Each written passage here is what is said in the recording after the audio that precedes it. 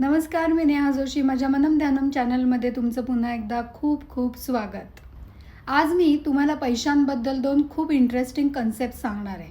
पहिली जी आहे तिचा वापर करून तुम्ही तुमच्याकडे पैसे अट्रॅक्ट करू शकता आणि दुसरी जी कन्सेप्ट आहे ना ती खूपच वेगळी आणि इंटरेस्टिंग आहे आणि आय एम शुअर की तुम्ही पैशांबाबत तसा विचार ह्याच्या आधी कधीच केला नसेल. सो आधी पहिली इंटरेस्टिंग गोष्ट सांगते. आपल्याकडे पैसे आकर्षित करणारे बरेच उपाय किंवा मॅनिफेस्टेशन टेक्निक्स तुम्ही बघितले असतील, ऐकले असतील. पण मी जे सांगणार आहे ते टेक्निक मात्र तुम्ही कुठेही पाहिलं नसेल, ऐकलं नसेल. सो नीट लक्ष देऊन ऐका, तुमच्याच फायद्याची गोष्ट आहे. सो मी एक कन्सेप्ट वाचली होती कुठेतरी की पूर्वी फकीर बाबा जे असायचे ते गावोगावी फिरायचे, भिक्षा मागून लोक जे देतील त्याच्यावरती गुजराण करायचे आणि मग लोकांना आशीर्वाद म्हणून ते 2 कॉईन्स द्यायचे मंत्रून, म्हणजे कॉईन्सची जोडी. त्यातल्या एका कॉईनला मुजावर म्हणलं जायचं आणि दुसऱ्याला मुसाफिर. तर करायचं काय, तर ते मुजावर जे कॉईन आहे ना ते घरी ठेवायचं तिजोरीत किंवा घरी कपाटात, खर्च करायचं नाही. आणि मुसाफिर कॉईन मात्र खर्च करायचं. तर लोकांची अशी मान्यता होती की ते मुजावर कॉईन जे आहे ना ते मुसाफिरला परत खेचून घरी आणतं. म्हणजेच थोडक्यात ते मुजावर कॉईन मनी मॅग्नेटचं काम करतं आणि त्याच्याकडे बाहेरून पैसे खेचून आणतं. भारी कन्सेप्ट आहे ना. सो आता हेच थोडं न्यूमरोलॉजीची कन्सेप्ट वापरून आपण आत्ता पण करू शकतो का, तर येस, नक्कीच करू शकतो. न्यूमरोलॉजीमध्ये नंबर 3 आणि नंबर 8 हे एकदम स्ट्रॉंग मनी अट्रॅक्टिंग नंबर्स आहेत असं मानलं जातं. सो जर आता आपण कॉईन्स तर वापरत नाही, पण जर का आपण अशा नोट्स म्हणजे करन्सी नोट्स जमा केल्या ज्यांच्या नंबरच्या एंडला 3 किंवा 8 आहे, अशा नोट्स जर का आपण जमा करून ठेवल्या, म्हणजे खर्च नाही केल्या, या घरीच ठेवायच्या, तर या नोट्सवरती म्हणजे मुजावर म्हणून, तर या नोट्स पण मुजावरचं काम करतील, म्हणजेच मनी मॅग्नेटचं काम करतील आणि पैसा खेचून आणतील. आता पुढचा प्रश्न, पण आता आपण सगळेच जण डिजिटल करन्सी वापरतो. मग सिंपल आहे. तुम्ही जे डिजिटल ट्रान्झॅक्शन कराल ते आयदर 8:03 किंवा 3:08 किंवा त्या वेळेच्या शेवटी 3 किंवा 8 आले असताना, म्हणजे जसं की 11:03 किंवा 5:18 असं करू शकता.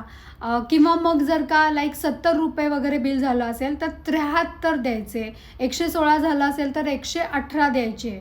शेवटी 8 आणि 3 आलं पाहिजे. तर काय आहे, नंबर ही एक फ्रिक्वेन्सी आहे, एनर्जी आहे. ती नोटेमध्ये पण आहे, डिजिटल फॉर्ममध्ये पण आहे.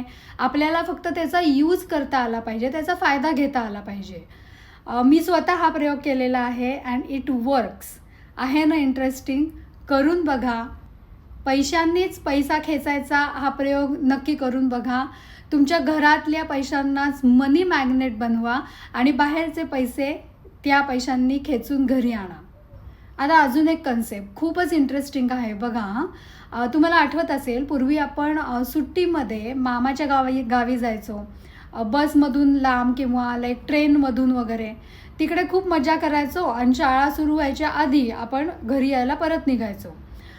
परत यायला निघालो की आजी आजोबांच्या पाया पडायचो. ते आपल्याला खाऊ म्हणून पैसे द्यायचे, कॉईन्स किंवा नोट्स. आता ते किती पैसे वगैरे याचं आपल्याला महत्त्व नसायचं, पण ते आजी आजोबांनी आपल्याला दिलं आहे याचं आपल्याला फार अप्रूप वाटायचं, बरोबर ना.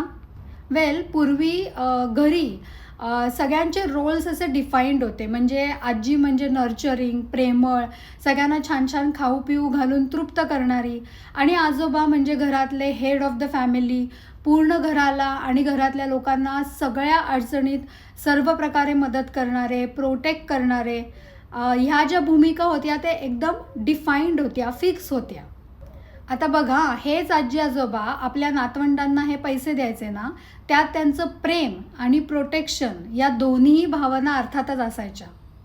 आपल्याला तर पैसे मिळाले की आयदर ते आपल्याकडे ठेवायचो, नाहीतर आपल्या आईवडिलांकडे द्यायचो आणि मग प्रवासाला निघायचो. आठवतंय? आणि तेच पैसे आपल्याला प्रोटेक्ट करायचे, प्रोटेक्शन द्यायचे त्या प्रवासात. आजी आजोबांकडून आलेलं हे सिक्रेट प्रोटेक्शनचं लाईक सुरक्षा कवचच होतं म्हणा.